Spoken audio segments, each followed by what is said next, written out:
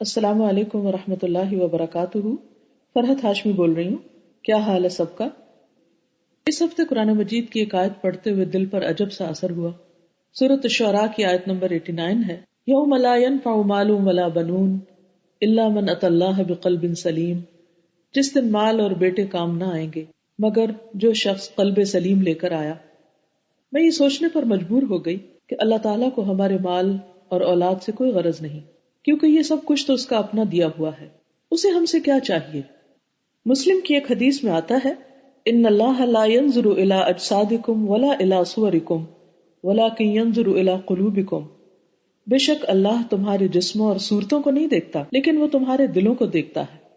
وہ آج بھی اور کل بھی یہ دیکھے گا کہ ہمارے دلوں کی حالت کیا ہے۔ اللہ کا پسندیدہ دل کون سا ہو سکتا ہے؟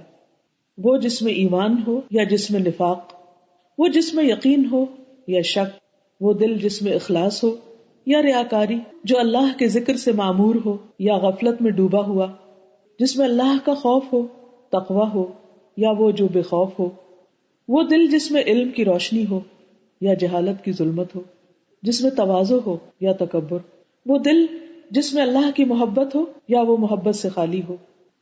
کون سا دل قلب سلیم ہو سکتا ہے؟ وہ جس میں اطمینان ہو یا قلق اور اضطراب، جس میں وسعت ہو یا بخل، رحمت ہو یا سختی، سنگ دلی، وفاداری ہو یا بے وفائی۔ ہم سب کو اپنے دلوں کی اصلاح کی ضرورت ہے، علاج کی ضرورت ہے۔ ان کے اندر خشوع کی، اللہ کی طرف رغبت کی، عاجزی کے اظہار کی۔ اللہ ہم سب کے دلوں کو قلب سلیم بنا دے۔ آپ سب کے لیے نیک دعائیں اور تمنائیں۔ السلام علیکم ورحمۃ اللہ وبرکاتہ۔